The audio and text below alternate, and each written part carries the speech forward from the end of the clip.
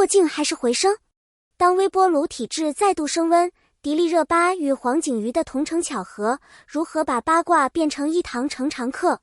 当一则同城同刊的消息在社交平台被迅速加热，热度像微波炉一样叮的一声冲顶，我们的好奇与判断也会被一并加热。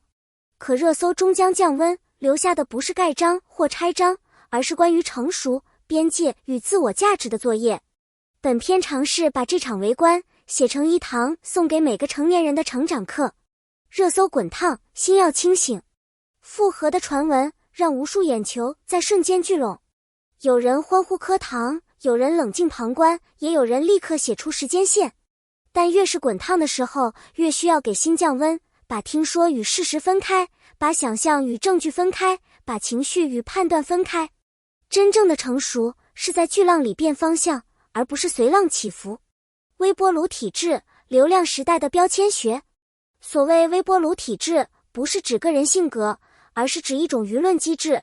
只要一个小信号进入流量腔体，热度就会在极短时间内被放大到沸点。当事人说的越少，叙事的空白越大，猜测就越容易代写故事。理解这一点，是我们不被标签牵着走的第一步。传闻缘起，同刊、同城与同频。有人称，两位演员或将以单人形式出现在某头部时尚杂志的9月特辑，又有爆料指出，两人的近期工作行程在同一座城市并行。没有官宣，没有同框，只有并置。在娱乐叙事里，并置既可能是巧合，也可能是策略，无论哪一种都足以点燃热议，但并置不等于同心，需要被记在心上。海岛的余波，一段视频与一串问号。早前关于男方与陌生女子在海外度假的视频引发争论，外界情绪被推至浪尖。爆料、求证、未回应，每一步都像按下加热键。于是已结束的推断迅速蔓延，而当同城同刊的消息再起，讨论又从结束跳到是否重启。别忘了，外部信息永远有限，是否在一起只归两位成年人回答。回到起点，合作之后的化学反应。两人因合作被记住了许多同频细节，片场互动自然，三观表达相近，对职业的严谨态度可见。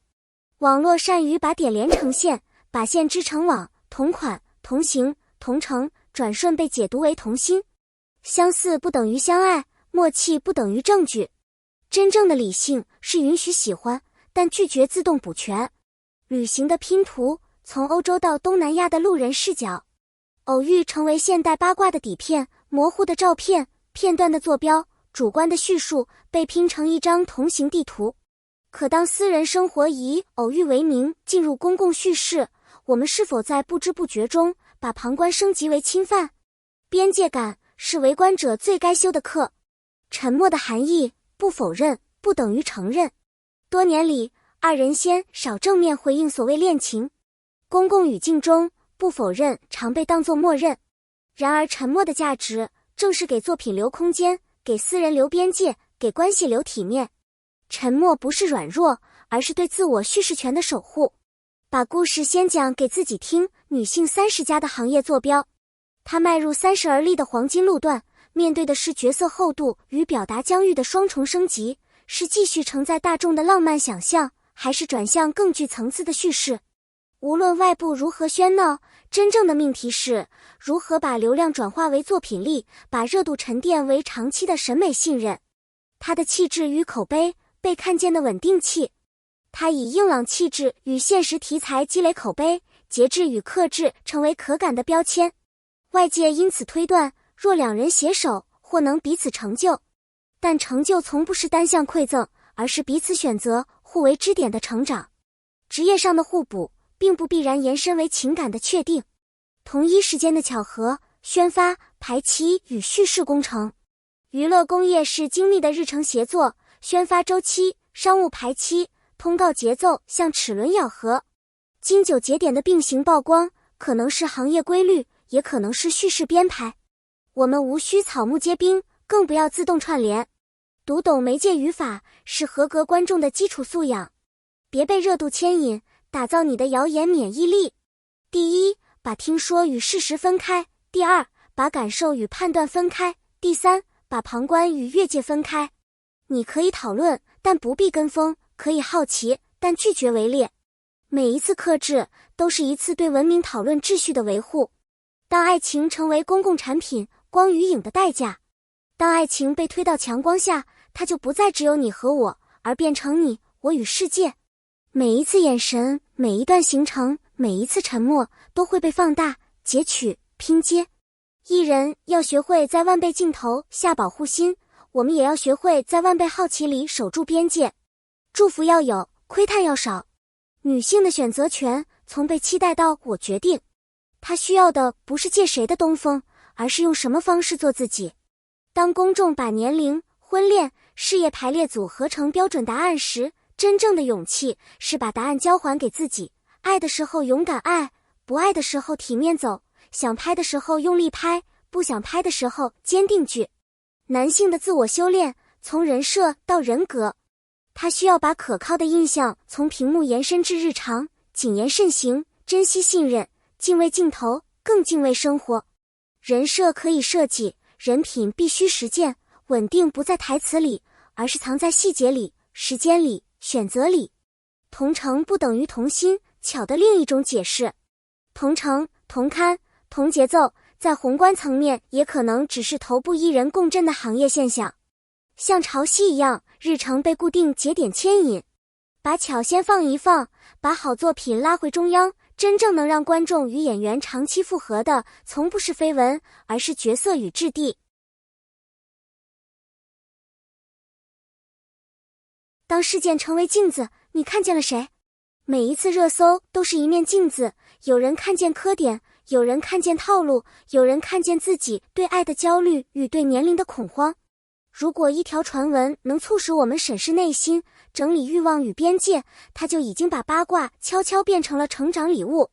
成人世界的答案可以迟到，但别缺席。是否在一起的答案可以迟到，因为成年人有权把最真实的情感远离喧嚣，慢慢生长。但自我负责的作业不能缺席，对事业负责，对关系负责，对公众信任负责，也对自己的心负责。成年人的浪漫是延迟满足与稳定建设。如果真复合，祝福是最克制的语言；若真是破镜重圆，愿这是两颗心在成熟之后的再次奔赴。若并非如此，也愿双方在各自的道路上继续生长。祝福不必喧哗，尊重才是最高级的喜欢。我们无需要求答案，只需守住礼貌与善意。把热度吸成暖意，3件可以马上做的小事。其一，减少盖章式断言，增加待正式观察。其二，不转发未经核实的隐私碎片，把脚步停在边界线外。其三，把注意力交还给作品，用票房，用收视，用口碑去奖励真正值得被看见的表达。写给30岁路口的你，也许你不在舞台中央，却同样站在被期待与自我之间。别让标签替你回答问题，你不是某种体制，不是某个设定，更不是某条传闻的主语。你是选择的人。把世界的热度吸成心里的暖意，把别人的故事写成自己的启发，这就是成年人的底气。当热搜散去，留下什么？热搜会降温，但留下的3件宝贝不会消失：对边界的敬畏，对叙事权的守护，对长期主义的笃信。当八卦之火被引到自我成长的灯芯上，所有误会与巧合都会化作更懂世界的一束微光。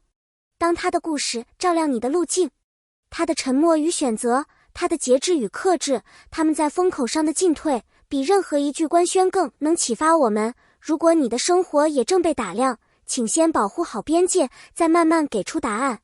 答案可以不响亮，但一定要真实。